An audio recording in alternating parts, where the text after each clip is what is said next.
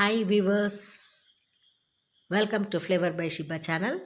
ಇವತ್ತಿನ ಸ್ಪೆಷಲ್ ಏನು ಅಂತ ಹೇಳಿದರೆ, ಬಾಳೆ ದಿಂಡಲ್ಲಿ ಬಜ್ಜಿ ಮಾಡೋದು ಹೇಗೆ ಅಂತ ಹೇಳ್ಕೊಡ್ತೀನಿ. ಅದಕ್ಕಿಂತ ಮುಂಚೆ ಯಾರು ಇನ್ನೂ ನನ್ನ ಚಾನಲ್ನ ಸಬ್ಸ್ಕ್ರೈಬ್ ಮಾಡ್ಕೊಂಡಿಲ್ಲ ಅವ್ರು ದಯವಿಟ್ಟು ಮಾಡ್ಕೊಳ್ಳಿ. ಹಾಗೆ ಡೈಲಿ ನನ್ನ ವೀಡಿಯೋಸ್ನ ವಾಚ್ ಮಾಡ್ತಾಯಿರಿ. ನಾನು ಮಾಡುವಂಥ ಹೊಸ ಹೊಸ ರೆಸಿಪಿನ ಮನೇಲಿ ಟ್ರೈ ಮಾಡಿ ಅದು ಹೇಗಿತ್ತು ಅಂತ ಕಮೆಂಟ್ ಮಾಡಿ. ನೋಡಿ, ರೆಡಿ ಇರುವಂಥ ಬಾಳೆ ದಿಂಡಿನ ಬಜ್ಜಿ ಇದು. ಬಹಳ ಕ್ರಿಸ್ಪಿಯಾಗಿರುತ್ತೆ, ಅದು ಒಳಗಡೆ ಸಾಫ್ಟಾಗಿರುತ್ತೆ. ಬಾಳೆ ದಿಂಡು ತಿನ್ನೋಕ್ಕೆ ಸೂಪರಾಗಿರುತ್ತೆ.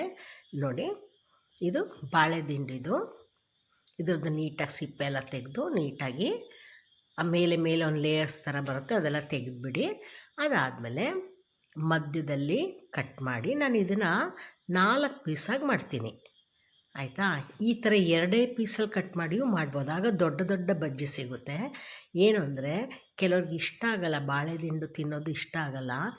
ಆಗ ಈ ಥರ ಸಣ್ಣ ಸಣ್ಣದಾಗಿ ಮಾಡಿದರೆ ಅವರಿಗೆ ಗೊತ್ತೇ ಆಗೋದಿಲ್ಲ ಏನರಲ್ಲಿ ಬಜ್ಜಿ ಮಾಡಿದ್ದಾರೆ ಅಂಥೇಳಿ. ಹಾಗಾಗಿ ನಮ್ಮ ಮನೇಲಿ ಸ್ವಲ್ಪ ಎಲ್ಲರೂ ಹಿಂದೆಯೇ ಬಾಳೆ ದಿಂಡು ತಿನ್ನೋದ್ರಲ್ಲಿ. ಅದಕ್ಕೆ ನಾನು ಈ ಥರ ಸಣ್ಣ ಸಣ್ಣ ಪೀಸ್ ಮಾಡಿಬಿಟ್ಟು ಇದನ್ನು ಬಜ್ಜಿ ಮಾಡ್ತಾಯಿದ್ದೀನಿ. ಗೊತ್ತೇ ಆಗಲ್ಲ ನಮಗೆ ಅದು ಬಾಳೆ ದಿಂಡು ಒಳಗಡೆ ಇರೋದು ಅಂಥೇಳಿ. ಈ ಥರ ಕಟ್ ಮಾಡ್ಕೊಳ್ಳಿ. ನೋಡಿ, ಈ ಥರ ಕಟ್ ಮಾಡ್ಕೊಳ್ಳಿ. ನಿಮಗೆ ಬೇಕು ಅಂದರೆ ದೊಡ್ಡ ದೊಡ್ಡದಾಗಿ ಮಾಡ್ಕೊಳ್ಬೋದು, ಇಲ್ಲ ರೌಂಡಾಗಿ ಕಟ್ ಮಾಡ್ಕೊಳ್ಬೋದು. ತಿಂತಾರೆ ಮನೇಲಿ ಅಂತ ಹೇಳಿದ್ರೆ ಆ ಥರ ಎಲ್ಲ ಮಾಡಿ, ಮಾಮೂಲಿ ಆಲೂಗಡ್ಡೆ ಬಜ್ಜಿ ಎಲ್ಲ ಮಾಡ್ತೀವಲ್ಲ ಆ ಥರ ಮಾಡ್ಕೊಳ್ಬೋದು. ಇದು ಈ ಬಾಳೆ ದಿಂಡು ಕರೆ ಆಗುತ್ತೆ ಅಂಥೇಳಿ ನಾವು ಒಂದು ಸ್ವಲ್ಪ ನೀರಲ್ಲಿ ಸ್ವಲ್ಪ ಉಪ್ಪು, ಒಂಚೂರು ಅರಿಶಿನ ಪುಡಿ ಹಾಕಿ ಬಾಳೆ ದಿಂಡು ಪೀಸನ್ನ ಹಾಕ್ಕೊಂಬಿಡ್ಬೇಕು. ಅದಕ್ಕೆ ನೋಡಿ, ಒಂಚೂರು ಅರಿಶಿನ ಹಾಕ್ತಾಯಿದ್ದೀನಿ. ಆಮೇಲೆ ಸ್ವಲ್ಪ ಉಪ್ಪು ಹಾಕ್ಬಿಟ್ಟು ಅದನ್ನು ಚೆಂದ ಮಿಕ್ಸ್ ಮಾಡಿಬಿಟ್ಟು ಒಂದೇ ಒಂದು ಕುದಿ ಬರಬೇಕು, ಅಷ್ಟರಲ್ಲೇ ಅದು ಬೇಯುತ್ತೆ. ನೋಡಿ, ಈ ಥರ ಅದು ಬೇಯಲಿಕ್ಕೆ ಬಿಡಿ, ಅದು ಕುದೀಲಿ. ಅಷ್ಟರಲ್ಲಿ ನಮಗೆ ಮಿಕ್ಸಿಂಗ್ ಮಾಡ್ಕೊಳ್ಳೋಣ ಏನೇನು ಬೇಕು ಅಂತ. ನೋಡಿ, ಇದು ಬೆಂದಾಗಿದೆ. ಅರಿಶಿನ ಹಾಕಿದ್ವಲ್ಲ, ಅರಿಶಿನ ಉಪ್ಪು ಹಾಕಿದ್ದಕ್ಕೆ ಈ ಥರ ಕಲರ್ ಆಗಿರೋದು ನೋಡಿ, ಎಷ್ಟು ಸಾಫ್ಟಾಗಿ ಬಂದಿದೆ ನೋಡಿ. ಆಯಿತಾ? ಇದನ್ನ ನೀರಿಂದ ಸಪ್ರೇಟು ತೆಗೆದಿಟ್ಕೊಂಬಿಡಿ. ಈಗ ಮಿಕ್ಸಿಂಗ್ಗೆ ಏನು ಬೇಕು ಅಂತ ಹೇಳ್ತೀನಿ. ಕಡಲೆ ಹಿಟ್ಟು, ಒಂದು ಬೌಲಲ್ಲಿ ಕಡಲೆ ಹಿಟ್ಟು ತೊಗೊಳ್ಳಿ. ಎಷ್ಟು ನಿಮಗೆ ಕ್ವಾಂಟಿಟಿ ಇದೆಯೋ ಬಾಳೆ ದಿಂಡದು ಅದನ್ನು ನೋಡಿ ತೊಗೊಳ್ಳಿ. ಆಮೇಲೆ 1 ಕಪ್ ಕಡಲೆ ಹಿಟ್ಟಿಗೆ 1/4 ಕಪ್ಪು ಅಕ್ಕಿ ಹಿಟ್ಟು ಹಾಕಿ. ಅಕ್ಕಿ ಹಿಟ್ಟು ಹಾಕೋದ್ರಿಂದ ಕ್ರಿಸ್ಪಿ ಬರುತ್ತೆ. ಆಮೇಲೆ ಅರ್ಧ ಟೇಬಲ್ ಸ್ಪೂನು ಧನಿಯಾ ಪೌಡ್ರು ಮತ್ತು ಅಚ್ಕಾರದ ಪುಡಿ. ನಿಮ್ಗೆ ಖಾರಕ್ಕೆ ಎಷ್ಟು ಬೇಕಷ್ಟು ಹಾಕ್ಕೊಳ್ಳಿ. ಆಯಿತಾ?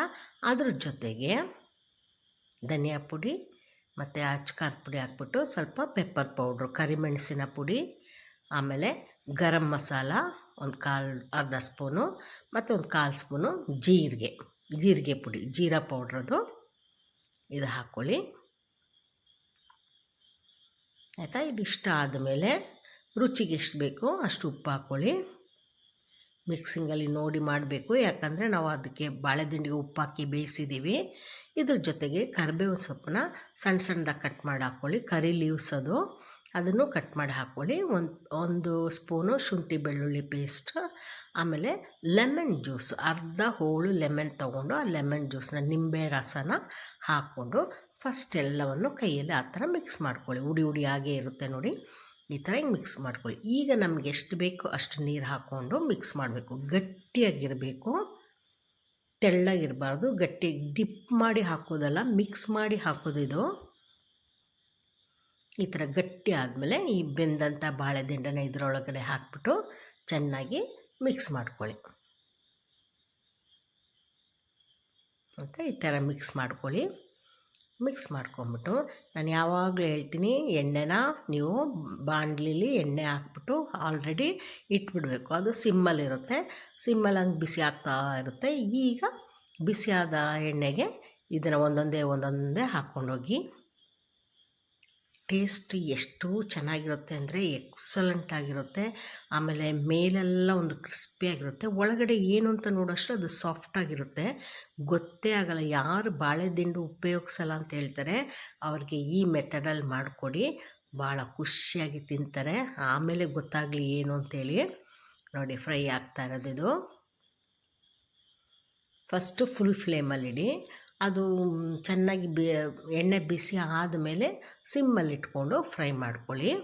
ಈಗ ನಮ್ಗೆ ಹಿಂಗೆ ಆಯಿಲ್ ಹಂಗೆ ಕಾಣುತ್ತೆ, ಆಮೇಲೆ ತೆಗೆದಾದ್ಮೇಲೆ ಕಂಪ್ಲೀಟ್ ಡ್ರೈ ಆಗಿಬಿಡುತ್ತೆ. ಮೇಲೆ ಒಂಚೂರು ಕರ್ಬೇವಿನ ಸೊಪ್ಪನ್ನು ಕೂಡ ಫ್ರೈ ಮಾಡಿಬಿಟ್ಟು ಡೆಕೋರೇಟ್ ಮಾಡ್ಕೊಳ್ಳಿ. ನೋಡಿ ರೆಡಿ ಆಗಿದೆ ಬಾಳೆ ದಿಂಡಿನ ಬಜ್ಜಿ. ಹೇಗಿತ್ತು ಅಂತೇಳಿ. Take care, bye, thank you.